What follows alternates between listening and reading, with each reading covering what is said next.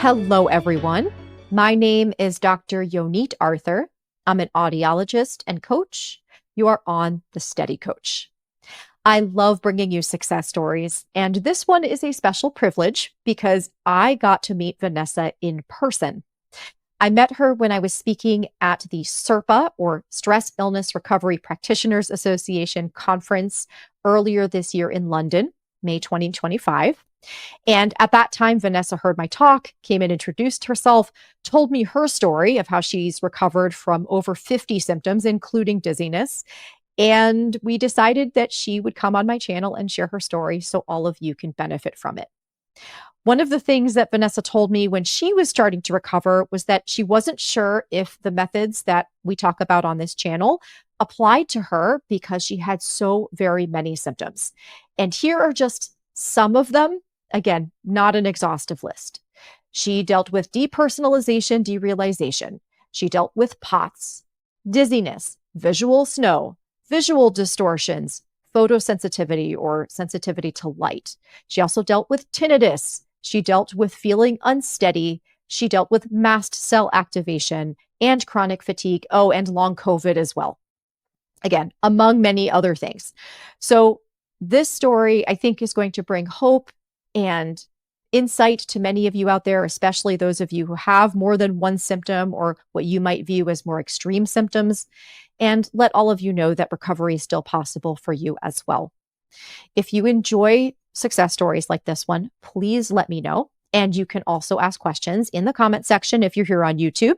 Please also like the video, share it, subscribe to my channel. These things help me reach more people. If you're listening as a podcast, you can also follow the podcast and leave me a 5-star rating if you think that these stories are helpful to people like you and maybe other loved ones in your life. Please enjoy this success story with Vanessa. Okay, Vanessa, we're recording now. As I was saying, I am so excited to see you again. It's just wonderful to see your face. Although, of course, as I said before, I much preferred seeing you in person and being able to give you a hug, but I'll take this. I'll take it. Same. I'm so happy to be here. I can't believe it's been 1.5 months since we've seen each other at the SIRPA conference. Yes.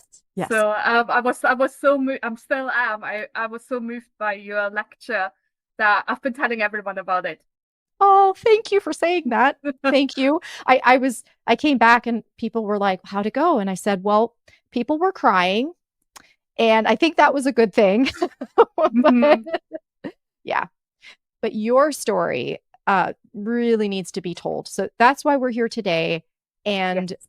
I basically have no agenda today other than to help you share the whole thing because it's unbelievable. And I hope we can do justice to it in about an hour. So why don't we start with you just sharing a little bit about yourself so people can get to know you? Yeah, so I'm Vanessa. I live in Aberdeen, Scotland. I'm originally from Germany, so I moved to Scotland around 11 years ago. Yeah, went to university here, got a job afterwards, never left.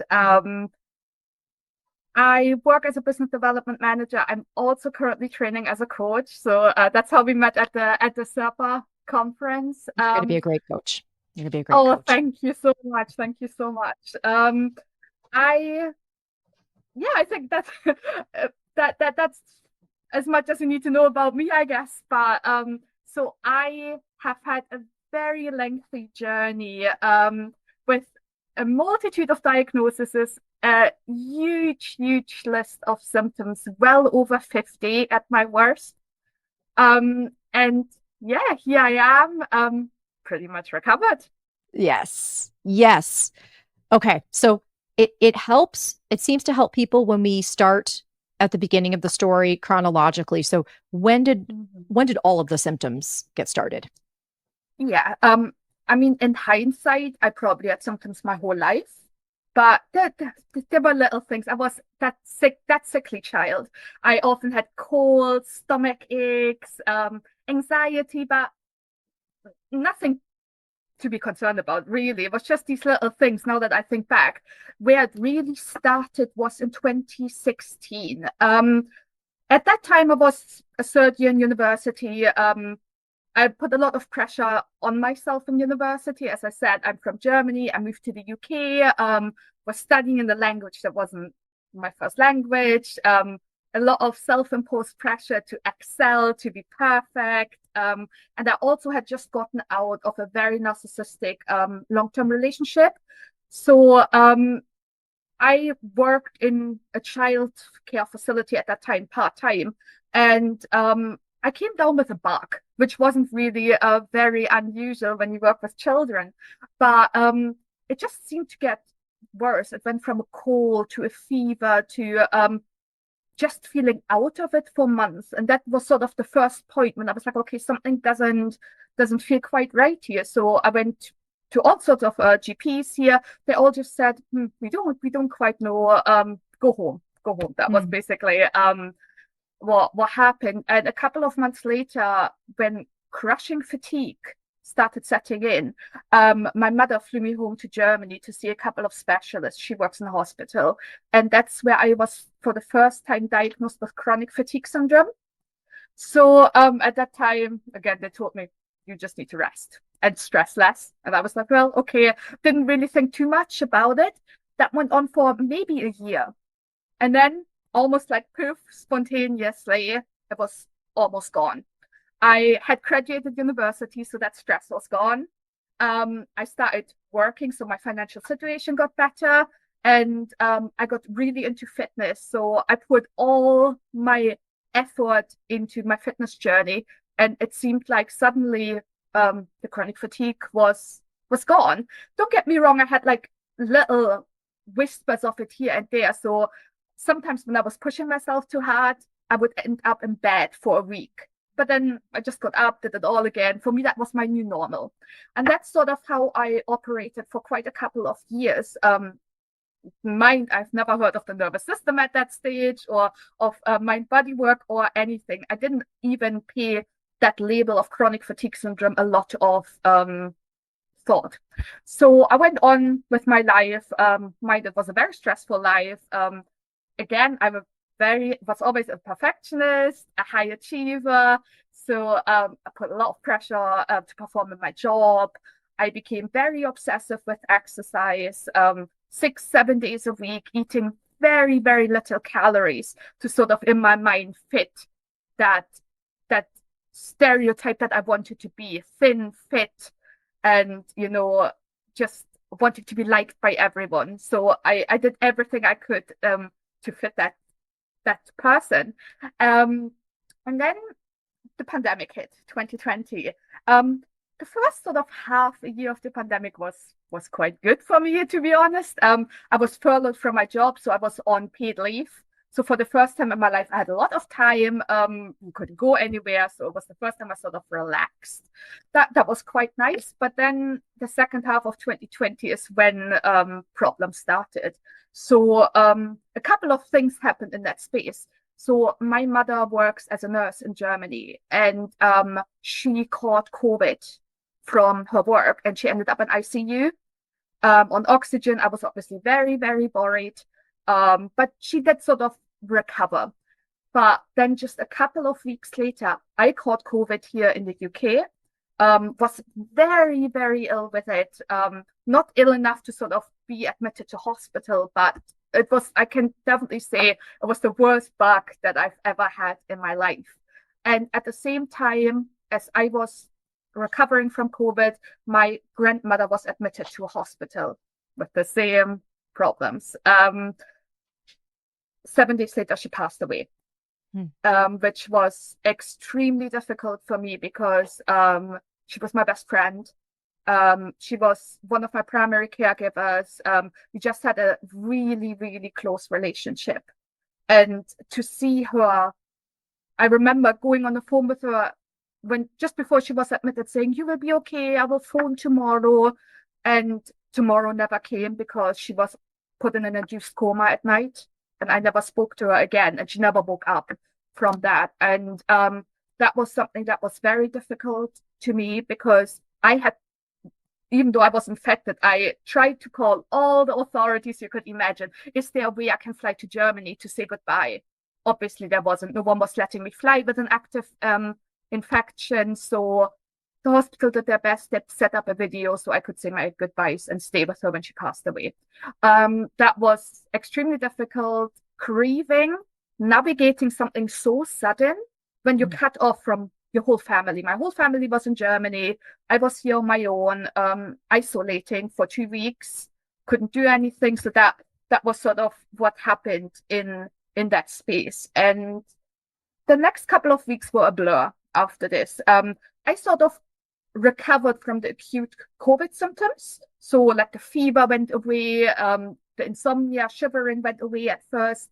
But I wasn't feeling quite right.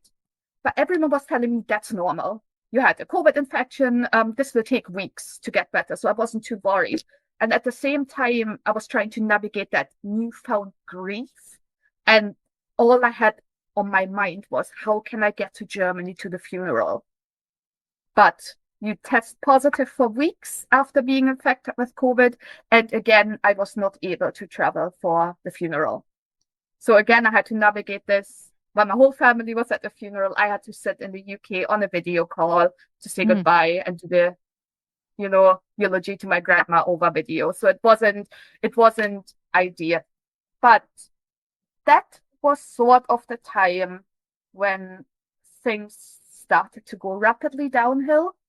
So I started noticing that I was very out of breath and that I had a very, very high heart rate. So I have a smartwatch and it kept like lighting up saying unusually high heart rate detected. And I was like, oh, and I would check and it was almost 200 and I was sitting down.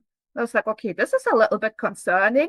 I was suddenly, honestly, really sudden, like a switch had went off in my brain, not sleeping anymore. I mean, total insomnia. I could just not wind down anymore whatsoever. I was suddenly having panic attacks at night. Also, never had that before. I was getting all sorts of weird symptom feeling. That's when I first started feeling dizzy. I was getting up, my heart rate would shoot, and I would start feeling very, very dizzy. And that at the time, I went to my GP, of course, as you're meant to do. They didn't quite know what to do, but they were concerned enough about my heart that they said, you need to see a cardiologist. Because at that stage, they weren't sure if the COVID had done something to my heart, which was a valid concern. So 2-ish, 3-ish weeks later, I went to a cardiologist, obviously paid privately because it takes ages in this country to see anyone. And they put a heart rate monitor on me for 7 days, a blood pressure monitor on me, a heart scan and everything. So the heart scan was all right, but they detected a lot of unusual tachycardia, and I was diagnosed with POTS. So that's a very, very common diagnosis, it seems, after COVID. And all they did was, well, maybe that was the first time I heard, well, that's maybe for life. That was the first time I heard that. And I was like, so, well, what can I do? Well, nothing. You can take this medication that lowers your heart rate, and that is all that knowledge that cardiologist had. So I went away, still sort of like hoping for the best, taking that medication. It had helped me a little in sort of pushing my heart rate down, but it had not helped any of the other symptoms, and they kept piling up. It was almost like every other day there was a new weird symptom cropping up, and I just didn't know what was going on anymore. It was very, very frightening. And that was sort of imagine it like a curve. At the beginning I was still very optimistic about it all, that it would go away, that it's just sort of some impact from COVID. But as the days went on and the symptoms got worse, I had less and less sleep. The more dysregulated and the more erratic I became. And by about 2-3-ish months after my infection, I had to go on leave from my job because I could not cope anymore. At that stage, I thought it was maybe a month or two. Maybe I just need a little bit of time to fully recover without any stress. So that's what I thought at the time. But then something very interesting happened. I actually came across the mind-body world for the first time, but this is not where my recovery story starts, I'm afraid. I'm sure it does not usually start the first time. The first time you come across it, you're like, this is so obviously not what's going on with me, right?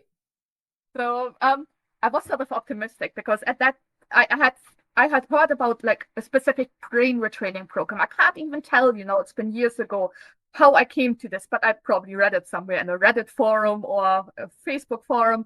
And they told me maybe you might have success with this brain retraining program. So I was like, what do I have to lose? Like I've tried, the doctors don't know what to do with me. They just tell me either take an antidepressant or just wait and go home. They didn't have any answers for me. So I signed up for it. It was a 3-day course where I learned a little bit about the brain science. In hindsight, not enough, but I learned a bit about it and was taught this particular process that I was meant to do every time my thought process went towards symptom or negative, or I was feeling a symptom in my body, which was basically 24/7 at that stage. So I did that course and for practiced what was preached for the next 3-4 weeks. And I had seen a slight uptick, not in the sense that my symptoms got better, but my mindset got a little bit better. I was like, maybe this is my ticket out, because I was like, okay, this will be it. That's what I was hoping. So that's where it goes south again. Oh, okay. I know. I wish it weren't, but yes, my story is a lot. It's very long. But about 3-4 weeks after I did that brain retraining class, I thought, okay, I've not been out to see any friends, anyone in now 3-4 months. Today is the day I'm going to see my friend in her garden. We are going to have a nice afternoon tea, chat a bit in the sun. And yeah, that's exactly what I did. I did have a quite good day, don't get me wrong. I had symptoms, but whenever I had symptoms, I tried to do that process that I was taught and just, well, basically went on with it. It was a bit of gaslighting myself, to be honest. Is it one of those programs where you're supposed to like try to think positive thoughts? Yes, yes. Okay. So yeah. we can come to that later, because I now think I know why this went south. So yes. I have a theory. I'd love to hear your theory. Yeah. but yes, so I came home that night and my partner at that time and I had ordered pizza. I was obviously quite tired, I was still not feeling my best. We were eating pizza, watching television, and I just started feeling a bit funky, sweaty, a bit clammy, just not quite right. So I was like, oh, I'm going to the bathroom, wash my face with cold water, come back. I remember looking in the mirror and suddenly everything started to spin. Everything, and I knew something bad was going to happen in a second. I started like, the panic started to come. So I made it out of the bathroom. I made it 1 or 2 steps into the living room, and then I was out. I passed out, and then I had a seizure. Oh my gosh. Yeah. So that was extremely frightening. I have very little memory of a couple of minutes there. So I have almost like a 5-minute gap there. I can remember sort of coming around and my boyfriend at the time screaming at me, what the hell has happened? What the fuck? And all I was mumbling was call the ambulance, because I wasn't sure what was happening. They never came, by the way. So it was the second lockdown. So of course. Yeah. So my partner was on the phone to them and they were saying, okay, there's no one that can come in the next 2-3 hours. Is she awake now? He was like, yeah, she's come around. Okay, lie on the sofa and monitor her. Call back if it's bad. So I started coming around. I was shaking. I was sweating profusely. I was shaking. My partner said my pupils were extremely dilated. I was a bit disoriented. I wasn't quite sure what had happened. I had wetted myself. So it was very, very frightening. And the ambulance called back at some point, ambulance service, and they just said to me, it was a Saturday. Please phone your GP on Monday and then get testing arranged. If there's anything major, just come to A&E. I was like, okay. I think that was why everything went so badly after this, because if I had maybe been admitted to hospital and they had ruled major things out, I wouldn't have freaked out so much. But I really freaked out. I was convinced there was something seriously wrong with me.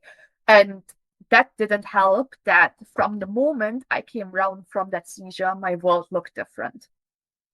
The first day, I just thought, something is off, and I cannot pinpoint what it was. But as my panic went on, the sleeplessness went on, I couldn't recognize myself anymore. That is the best way I can describe it. It was almost like I was stuck behind a foggy glass or a fishbowl. That's honestly the best way I can describe it. I look at myself in the mirror. I know it is me, but I cannot recognize myself. Yeah. I felt Depersonalization. So depersonalization. Yes. Mm-hmm.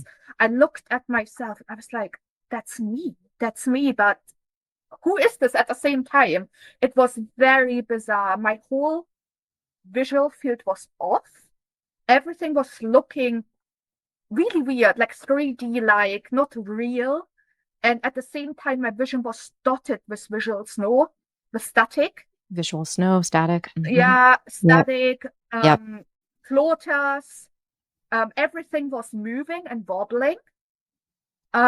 Very, very frightening. So I was convinced at first I had a stroke. And my second thought was I have a brain tumor. That were my first thoughts. Understandable conclusion, given your symptoms. Yeah. So it was another 2 or 3 months after this until I heard about derealization and depersonalization for the first time. I didn't know what it was the whole time, and I just went into an absolute spiral. I kept telling doctors about this feeling, and they were just pausing and not saying anything. I thought they must have thought I've gone crazy. I thought, oh my God, one of these days, because I kept calling them, I was so desperate. I was like, one of those days they're gonna section me and put me in an institution. That's what I thought. Because I was like, I sound crazy. I was scared to tell my family about this feeling. I was scared to tell my partner about this feeling. Because I was like, what if they think I've got a psychosis or something? I was like, I'm not crazy. I know what I'm doing. I know what I'm saying, but my word looks weird. So, but it's a very hard thing to describe to people. And it was not in and out for me. I know for some people, they have it momentarily, then they snap out of it. I was stuck in the state 24/7 for 3.5 years. So that was very, very extreme. It was really only a couple months later that I was referred to a sleep psychologist. So she was actually just meant to evaluate me for my sleep. But she was the one who spotted this. The only person that had ever mentioned to me, I think this is DPDR. So that was then at least, like, she couldn't do much about it. They just medicated me to the end of the world, which I think made things worse. But what did they give you? At this point, oh my God, I had anticonvulsants, antidepressants, sleep medication, steroids. I had it all. I gained almost 50 pounds in 7 months on this mixture of medication, which really sort of didn't help, like, that alienation from yourself, because I already didn't feel like myself. And then I kept looking at myself gaining more and more weight, and I just couldn't. I was like, who is this person? Yeah. It was very, very tough. So that my life came to a standstill when this seizure and blackout happened, because that became the moment when all these vestibular and visual symptoms started. I could not navigate life anymore. I mean, that I was completely and utterly out of it. I lay in a dark room for almost 5 months, not leaving. I was staring at the wall, basically staring at the wall. I could not read. I could not watch television. I could not go out in the sunlight or things like supermarkets would trigger a panic attack, the lighting of it. I wasn't eating, I wasn't sleeping, I wasn't doing anything. At that time, I didn't care if I lived or died. And that's gotten so bad that my partner had to drive me to his parents when he went to work because he was scared that I would do something when I'm alone. And that, because I kept threatening it. I was like, I can't do this anymore. And that's not me. That's absolutely not who I am at my core. But I was just so alienated from anything. I had no more brain power. The little brain power that I had was fixated on, how can I fix this? What is this? Am I dying? Do I want to die? It was just like really bizarre. It was these constant existential thoughts. And I didn't care about my family anymore. I didn't care about my partner. I cared about no one, about nothing. There was just no space for it. It was a very, very bizarre spot to be stuck in. Man, Vanessa, know. I work with people who have similar symptoms, so I hear stories like yours a lot, but it never fails to just absolutely floor me when I hear stories like yours.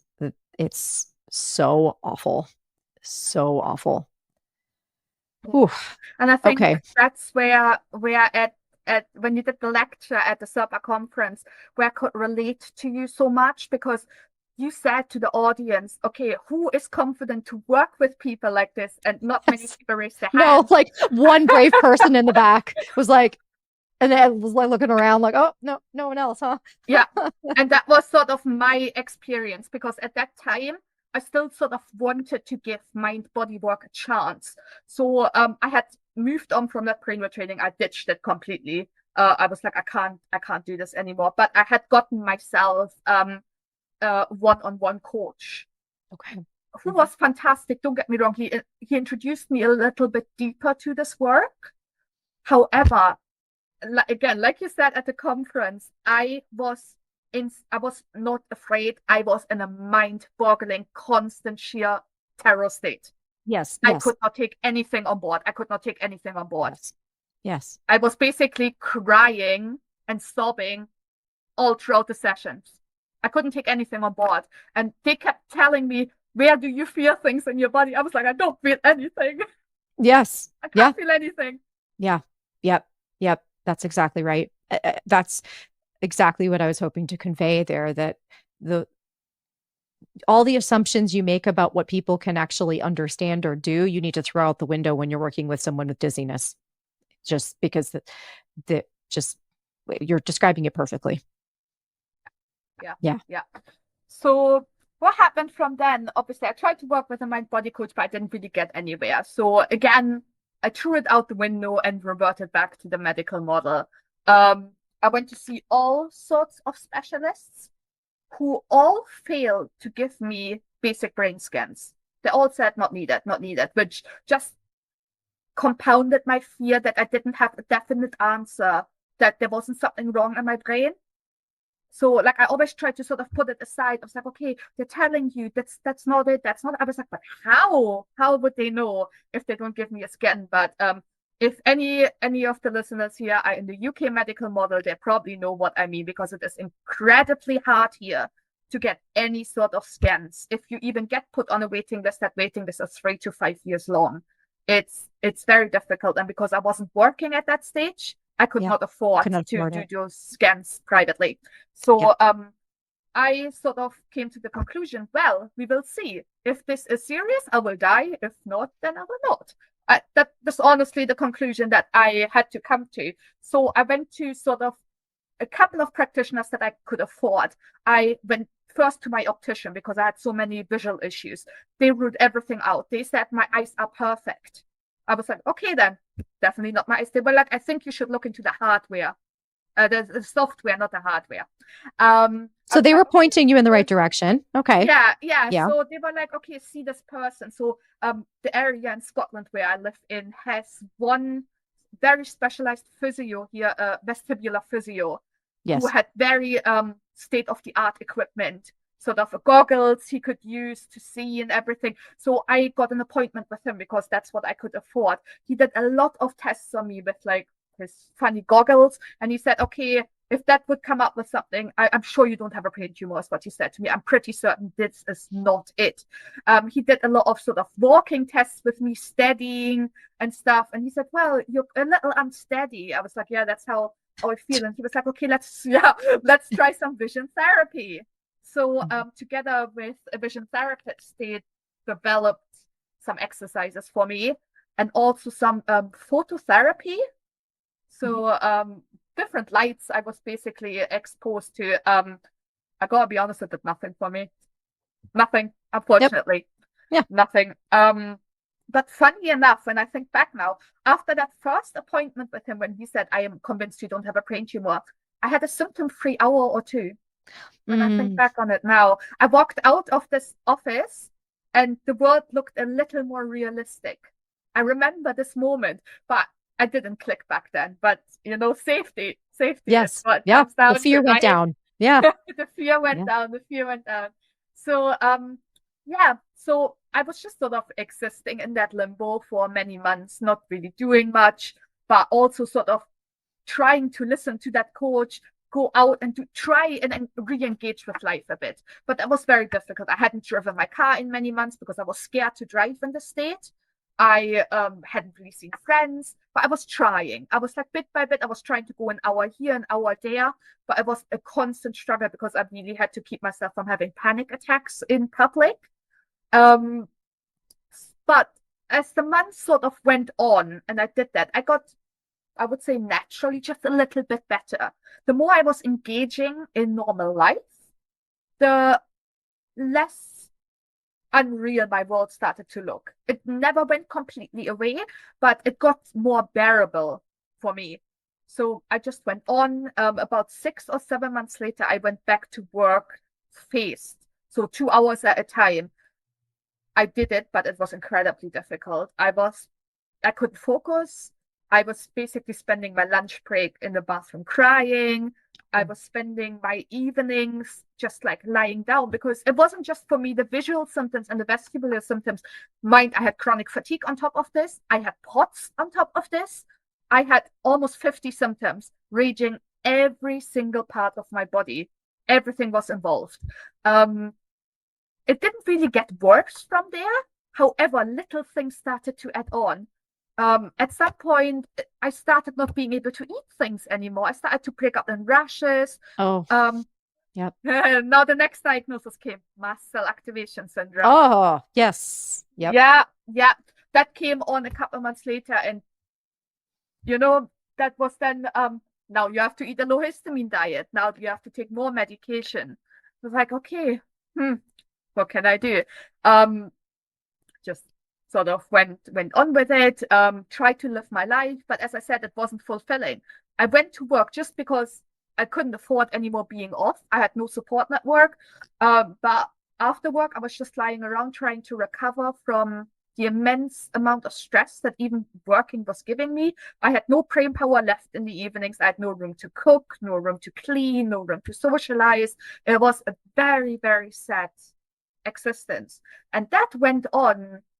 I mean, we started this conversation early 2021. This went on until Christmas 2023. So a very long time to exist in a limbo like this. But that is where my story starts to change.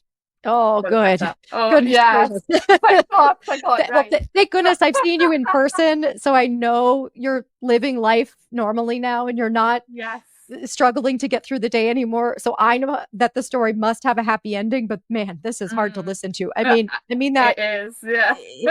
It is. Gosh. Yeah, even just like listening back to it now, for a very long time, I couldn't even talk about this. Just like and I had to relive this constantly, telling doctors about this. I would have like almost like a PTSD like attack every time I was retelling my story. That's how triggered I was. But I've done a lot of work around this, so now I feel okay. I can see but that. What had happened was Christmas 2023. I had naturally at that time gotten a bit better. I was once in a while going out with friends, but it wasn't a very great existence. I was basically fully in that community of a chronically ill person. I was identifying as a chronically ill person. I was in probably 20 Facebook groups of chronically ill people that were all telling me I would have this for the rest of my life. And that the best I could hope for is to manage this and have periods of remission, but that it would always come back. And like they were telling me, oh, you're a young woman, you will have a baby. After the baby, it will be worse again. That was all sort of the things I was constantly hearing. So it wasn't very great. And honestly, about 90% of my day was spent in OCD-like behaviors. Excessive Googling, sometimes 6-7 hours in a row on Reddit, on Facebook, rereading things I probably had read a million times, but always thinking, oh my God, have I missed something? Maybe that is my cure is lying somewhere there that I hadn't seen. Trialing, I've probably had 80 different supplements in my cupboard, trialing them all, going through them one by one.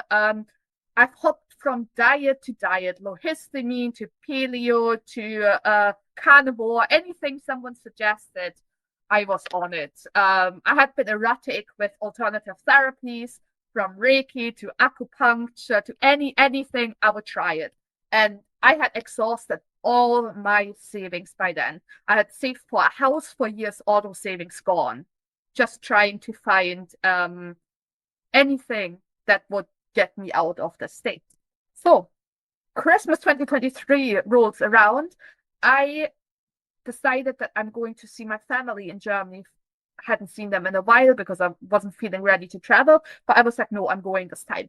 So I went, and my mother works in the hospital there. So she was like, I want a second opinion. So she made myself an appointment with an immunologist who was versed on mast cell activation syndrome. So he ran a lot of tests. And again, all they said, yep, your histamine is high, this is wrong, your immune markers are off, all this is wrong with you, you have mast cell activation. So I was like, I knew that. But what are we going to do about it now? And he was like, you're already taking antihistamines, you're already taking a mast cell stabilizer, there's nothing I can do for you. And I was like, well, great. So at that time, I was 30 years old. I was sobbing in my mother's arms at home that I cannot do this anymore. I had an absolute breakdown.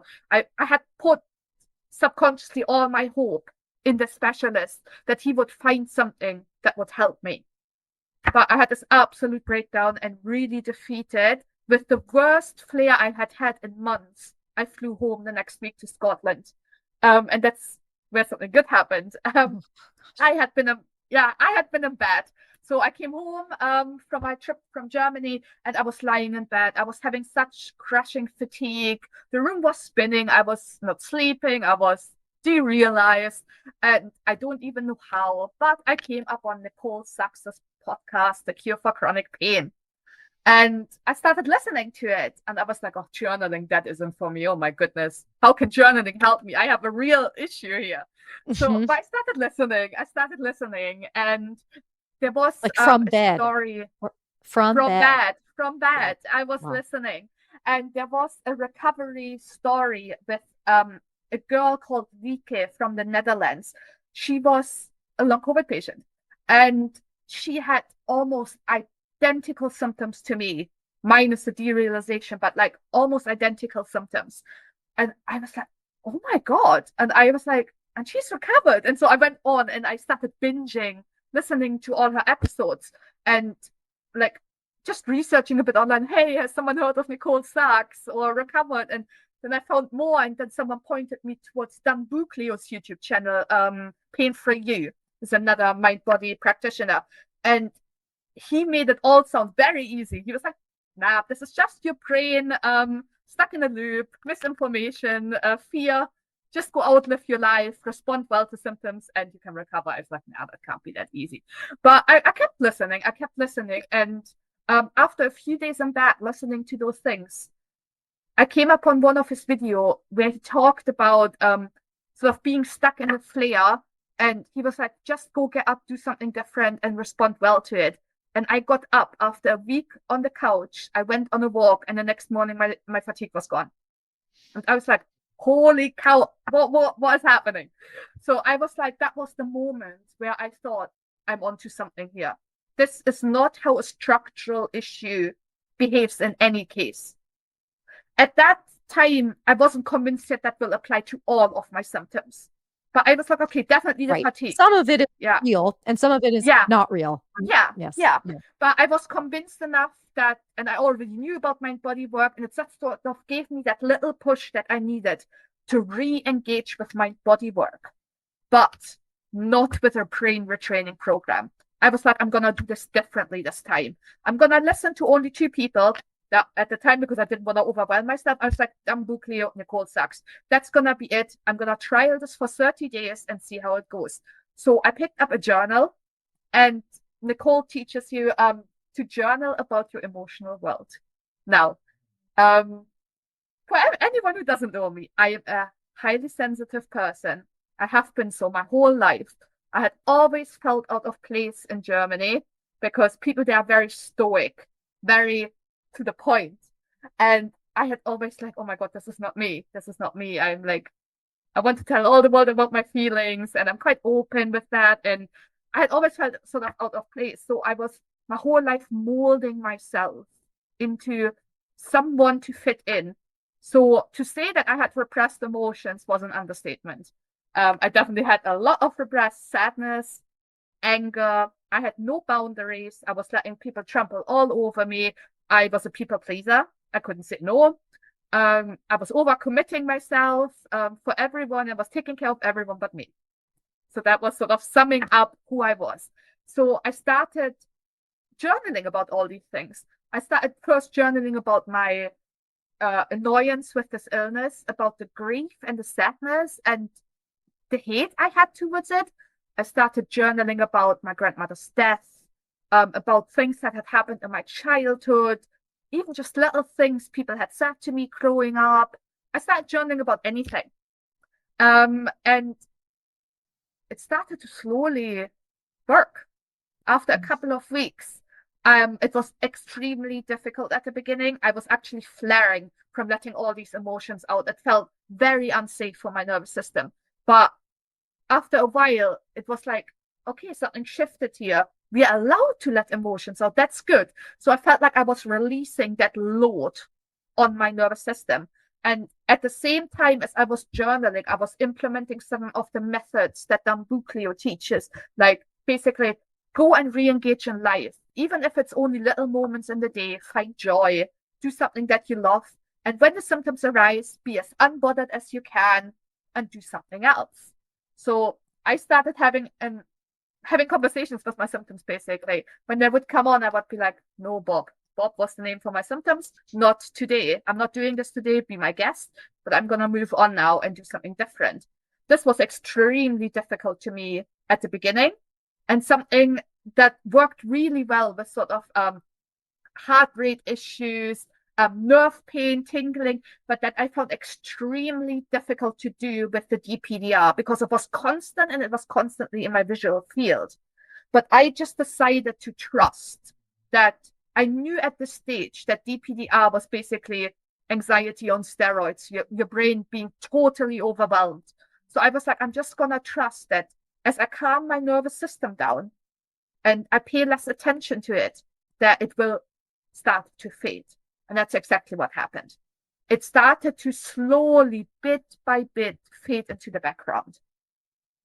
So the next 7, 8, 9 months were up, down, up, down. It was not one of these stories where I was better after 4 weeks. Absolutely not.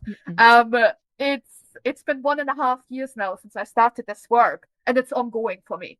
But I can confidently say nothing that I have is chronic anymore. Absolutely nothing. But it did take me quite a while. I would make 1-2 steps to the front, and then I would go 2 steps back. And that was constant. I would get triggered. I would fall back into old patterns. but I had to pull myself back out. And that's where the help of a really wonderful SERPA trained therapist, Liz Hancock, came in. I started working with her to keep me accountable on this journey and to help me work through some of my trauma that I had and some of those personality traits that I really needed to have a good look at that got me in the state of overwhelm in the first place. So we started seeing each other every other week. We started slowly dismantling that. She kept me accountable whenever I needed help. And around halfway through the year, I started meeting other people that were on this journey of recovery through a mind-body approach. And I created a WhatsApp group for them. This WhatsApp group is still running. We're about 25 people. We have all become really, really close friends. And most of us are either recovered or on the way to being recovered. And this community was so instrumental to me. I had always felt so alone on this journey. While I had loving people in my life that I could talk to, they couldn't understand what I was going through. So having those people and being able to talk to them and to, talk each other and like build each other up through the hard days was so instrumental in this recovery. So around August, September last year, I started feeling a lot better. So I had still days where it wasn't that great, but I now it started to look like a day or two I wasn't that great, but then I had a week of being great, and that was sort of the natural progression. And at that time, and that might be a bit controversial to some, but at that time, I still noticed that I was having some reactions to I was eating everything again. However, I was noticing, for example, that around my period, I would start getting more food reactions again. Mm-hmm. So I was like, okay. So I was like, right. So I have two choices here now, to just keep going, or I'm going back on a small dose of an antihistamine to help me on this journey. And that's exactly what I did. This is something I often think about letting out when I talk to people, but I want others to realize that the medical model isn't our enemy.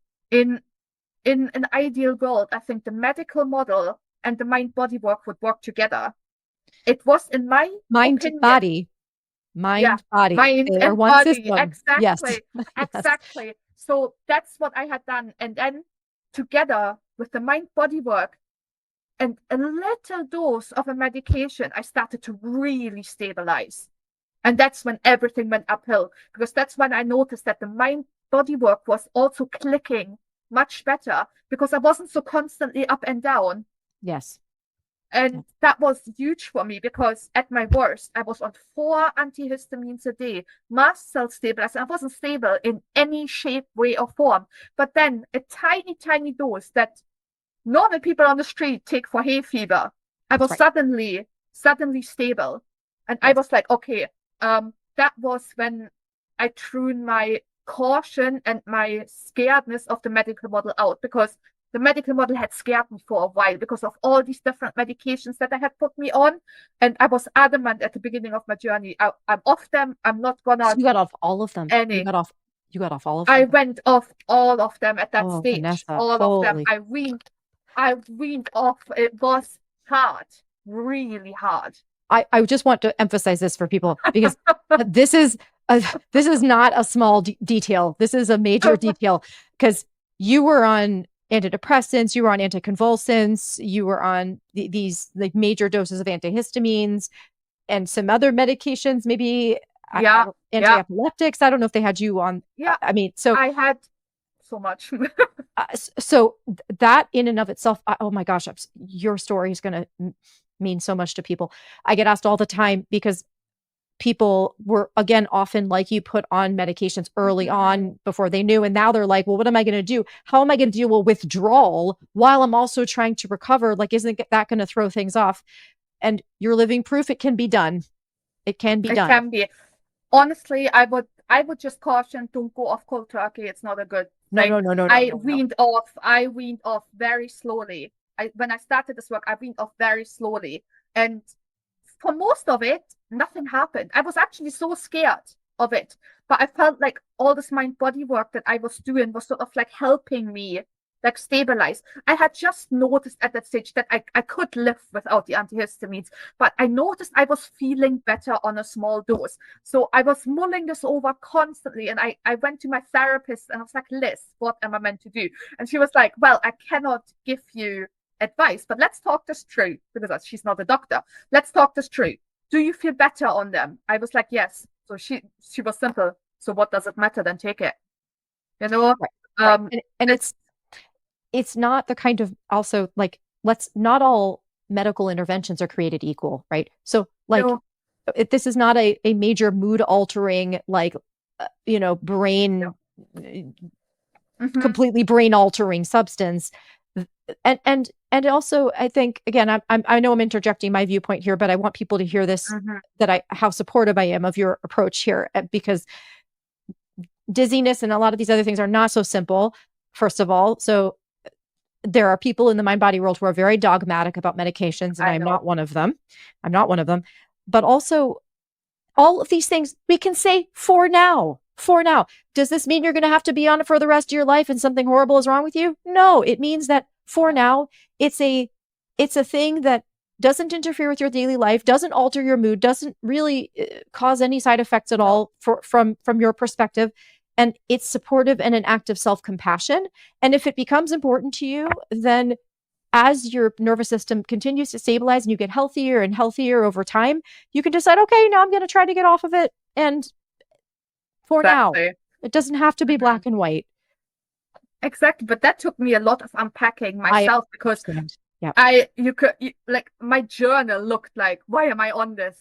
I want to, like, it's helping me, but why am I doing this? Am I not recovered? So there was a lot of internal dialogue going on, because I wanted to be that person that wasn't on medication. And some people were very rude when I told them I'm almost symptom free, like I'm living my life normally again. They would tell me, so are you taking medication? And I would be honest and say, oh, I take an antihistamine. And then they were like, yeah, then you're not recovered. Yeah. I mean, I'm laughing, of course. I live in the United States, obviously, and so here we pop pills like candy. Not me personally, but here, like, so the idea that someone might question if you're recovered, if you are taking like an antihistamine, that's literally here in the United States. I mean, they basically hand them out on street corners here. So, I mean, that's laughable to me, but I understand that's not the culture everywhere. So no, and but I decided for myself it doesn't matter, because as I said, I wasn't stable on a boatload of medications. But as soon as I introduced mind body work and started calming my nervous system, the medication started actually working for me. That's right. Yes. And I started stabilizing. So I can confidently say I'm still on one antihistamine a day. I am planning to maybe try and halve it over the next few months, but only when I feel ready. This is at this stage more of a crutch for me in this journey. But if I get off it and I still feel like I was feeling better, but then I'm going back on it again. I've decided, well, whatever. Really, there are millions of people out there that have, structural health issues, and they need to rely on a daily medication to be healthy. And no one would question them that they are unwell in everyday life just because they pop a pill once a day. And so that's how I'm seeing this now. So where I am now, I live my life normally now. So I have a busy full-time job. I am training as a coach at the moment. I'm hoping to qualify towards the end of the year. I just started taking my first practice clients. And I will specialize in this work as well. I've already been helping probably close to 50 people by now. I seem to find them in forums. I volunteer with nonprofit Living Proof. This is a Scottish nonprofit. So I run workshops. I will link to their website. Yes, they're doing amazing work. Yes. So, all of you, wherever you're located, check out Living Proof.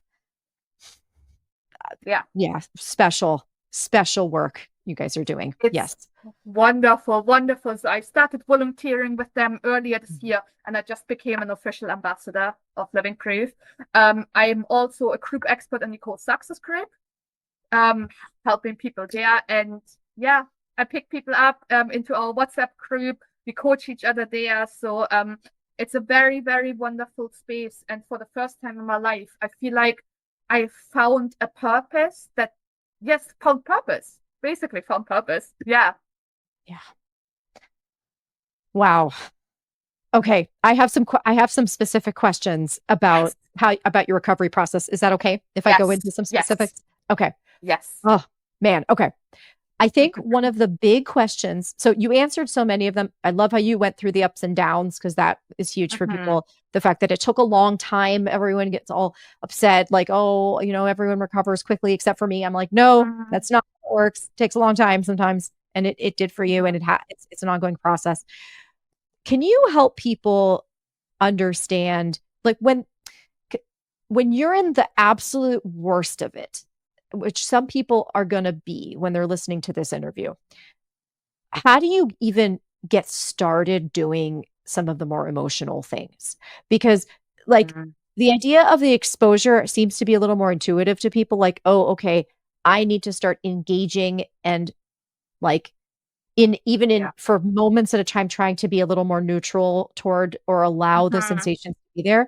But how do you get started looking at like what some of the deeper drivers are when you're also like derealized, overwhelmed, like just barely surviving? Yeah, I think again, this is a bit different for people who are in such a fearful state. Not to diminish chronic pain or anything. Oh my God, Absolutely. I know it's horrible, but it's Yes. a little easier to work with because it's like easier to pinpoint in the body and stuff. For me, before I could even look at the emotional work, I had to get my nervous system a little bit down from that heightened state. How'd you do So, that that's a quite difficult question, but little steps, really, really little steps. Learn a bit about the brain science, even in just maybe 5-minute increments. Or that's sometimes all people can handle, because it might be enough to you start questioning, okay, what's going on here? And that in itself can be a message of safety when you realize that, okay, there's hope. So I think that's how I would start with, exposing yourself to little bits of information of why this could be happening. And then maybe find a way, and that can look really, really different for anyone, to calm yourself a bit. Could it be cuddling with your dog? I have a dog, so that's my favorite. You can see it in the background, the pictures. Yes. I did things like putting ice packs on my chest or cold water in my face. Really anything that would bring me down a notch in that moment. And when I started doing this a bit, I was gaining a little bit of capacity. And I think this is the point. You need to like open that window of tolerance. And once you have a little more capacity, that's the moment when you can start digging deeper. I wouldn't always say that deep emotional work is appropriate for everyone that's like stuck so deeply in that fearful state, because it wasn't for me. I couldn't look at that. I just had to get a base level of safety back, even just a tiny bit, so that I could start actually engaging in this work. Yes. Yeah. So I know this can look different for different people. So yes. And I want to state what you stated in a different way for people to listen to, and also for you to tell me if you think you agree with me on this. So the purpose of using those practices at that point isn't to try to fix a broken nervous system or to make yourself regulate. I just that terminology bothers me so much because it implies there's something wrong with you. It's really more just trying to open up some space for you to be with the feelings that are there without drowning in them. That's it. You're not trying to make the feelings go away. You're not trying to make the fear go. You're trying to open up some room so that instead of it being like this, like covering your face, for those of you just listening, I just put my hands all over my face and smushed them into my face. Instead of it being like covering your face and smushing you and suffocating you, where there's just a little bit of room between you and the fear and all the awful sensations you're experiencing, so that you're not just completely drowning in them and they're not the only thing that you can think about or feel. So those practices that you described, ice packs, I talk about parasympathetic breathing. People have asked me recently a lot about tapping. None of those I love tapping. Right. Tapping is another beautiful one. But none of those things are to cure you or to fix you or to like make your nervous system do magical things or whatever. It's not that. They're not, none of those tools are magic. They're just space creators. They create space. So what you described was you use those tools to create space. And then once you have space, you have room to maneuver. You have different ways of relating to the fear, the symptoms, whatever else is going on. First of all, do you did I describe that well? And also, do you feel like that made sense? Yes, you described this perfectly. That's exactly what I always say. Don't latch onto a modality and think this is your fix all, because that's what I did for ages. I went in that circle constantly. Sure. And this is like this constant up, down, up, down. You like feel safe for a moment. Your symptoms might reduce a bit, then you're disappointed, and then they heighten again. So just see it as something that is something in your toolkit to help you in the moment, create that space. It's like you said, like I used ice packs. I like actually tapping, EFT tapping, yes. Yoga nidra, cuddling with my dog. But that's not specific, that can look different to anyone. But just try and create that bit of space. And when you have gained a bit more capacity, you can maybe pick up the journal. That's not the only modality. There's a lot of different modalities out there, but that's what I did. Then I started picking up the journal. Nicole Sachs teaches 20 minutes of journaling and 10 minutes of sort of compassionate meditation. I could only journal 5-10 minutes at the beginning because I was getting so activated, but I built up. And at some point I was journaling, I think, about every day for 10 months straight. And then I felt like I didn't need that anymore. That's now right. I still love journaling, but I only do it once or twice a week when I feel like I have something to journal about. But what I really, really want to tell people is this has become something so much more to me than recovery from chronic symptoms. This has become like a complete an utter life transformation. That's the best thing I could describe it. I wasn't even aware of the dysfunctional programming and patterns and behaviors that I was engaging in. So this is not something that is easily changed. So I still go to therapy. I still see my therapist every other week. I still dismantle some of those things like perfectionism, self-esteem, people-pleasing, trauma. I still work on all those. And this is a longer journey, but I feel like for the first time in my life, I start to have boundaries. I start to not feel guilty when I rest. So I feel like this is really overhauling my life in a positive. So I know a lot of people have the fear, and it does sometimes come to me too, that what if I slide back? What if this happens again? But I can confidently say that I have the tools now. Should I ever go backwards, I know what to do. And you've changed. People don't always like to hear this from me, but the fact is that something about how you were living your life before was not working. Obviously, you have very good insight, but all of you, for some of you, it's a very mild problem. Like there was a very bad period of stress and the way you related to it, maybe you just didn't have resources at the time. But for a lot of you out there listening, it's a much longer standing pattern of dysfunctional relationships with yourself, with others, with other people, and with stressors. And that's going to have to change for lasting recovery. It is. And doesn't mean you need to panic right now and be like, oh my gosh, Yonit says I need to change that. How am I supposed to do that? And somatic tracking and all this other stuff. No, if you're doing it right, if you're using the tools, a lot of these things will grow you in that direction all on their own. One of the things about dizziness is whether you like it or not, it's going to show you what all the cracks in your foundation are. I say that a lot too. it's going to shine a big spotlight on them, and you're going to have no choice but to acknowledge what those cracks in your concrete are and to patch them. You're going to have to. It's going to force you to, because you will know what you can't avoid them when you're dealing with dizziness in particular. So naturally, through the recovery process, people undergo this change. It's not something you have to seek out, like, oh, I need to, what do I need to do? Overhaul who I am? No. But you're saying naturally this emerged from this experience, this transformation you're describing. Yeah, and don't get me wrong, it is a very painful road. I It know is it's not easy. change and navigating trauma and these patterns. It is not an easy road, but I am thankful for it. I truly am. I mean, I still wish all of this didn't happen to me. I'm not one of these people who go around and say, "Oh, I'm so thankful for all this." No, I'm not. It bloody sucked. But yes. I'm thankful that I am on a better road now to live more authentically. Yes, exactly right. Exactly right. Okay, one more question before we go. I have to come back to this because this is another thing I get asked about a lot. Why do you think the brain retraining did not work for you? Because my theory is, so there's a lot of different brain retraining programs out there, so I don't want to judge them all, but the one I'm talking about, we're not.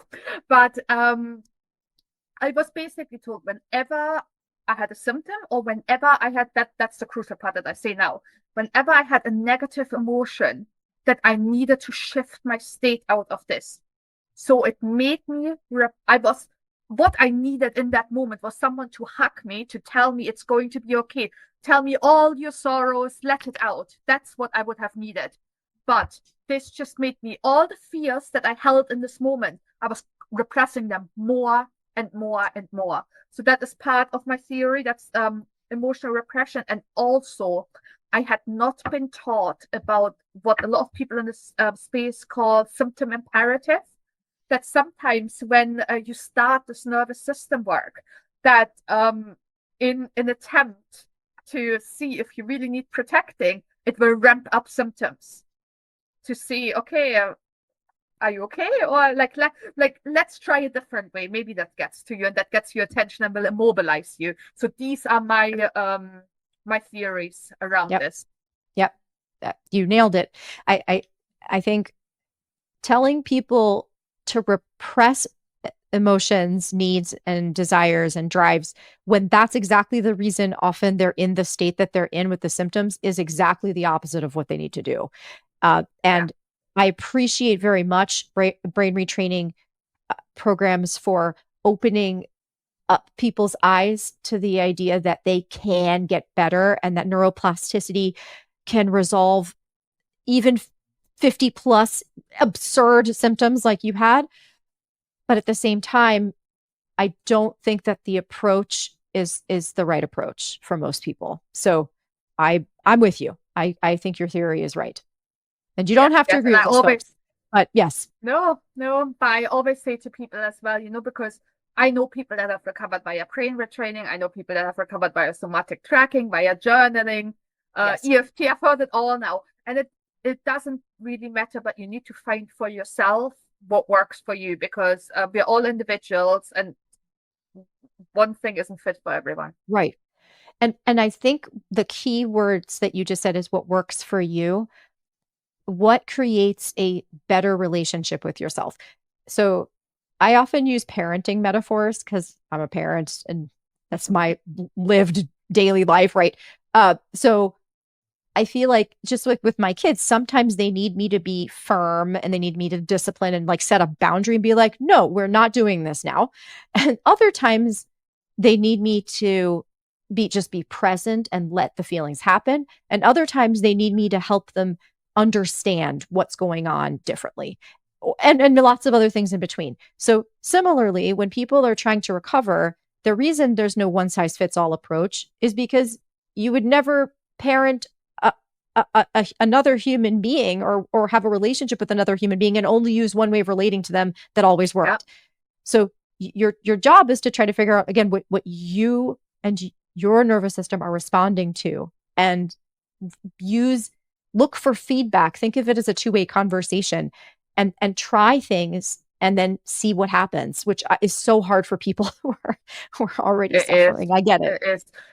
And I still engage in these practices. As I said, I consider myself recovered. I considered myself recovered the moment I stopped fearing this. That's a analogy I borrowed from Dan Buckley. You're recovered when you're recovered from the fear. But I still have things pop up here and there, and I still have little niggles here and there. And I know this is because it does take time. My nervous system has been in such a heightened state for many, many years. Realizing now, going back to my childhood. So it does take time to undo it. And like we always say, neuroplasticity, like pathways are very well used. So they easily activate, and it takes time to build different pathways. So I just use tools in my toolbox now, react well when something pops up, and they're usually gone very quick. Yes. Yes. And you don't meet the definition anymore when people Google visual snow syndrome or DPDR or PPPD or vestibular migraine or POTS or any of these other long COVID. You don't meet the definition for any of these things anymore because they're no longer chronic. Oh, and I always say I don't identify myself with these labels anymore. Do I sometimes still get a high heart rate? Yeah, I do once in a while. I still have a tiny bit of visual offness, or when I'm a bit tired or stressed, I can get a bit of light sensitivity, but it is so very minimal that it doesn't impact my daily life. And I've sort of implemented the trust that as my nervous system continues to regulate, that these last things will just go as well. Yes. And also, let's be fair. I mean, people without any kind of chronic symptoms have physical sensations when they're tired or stressed.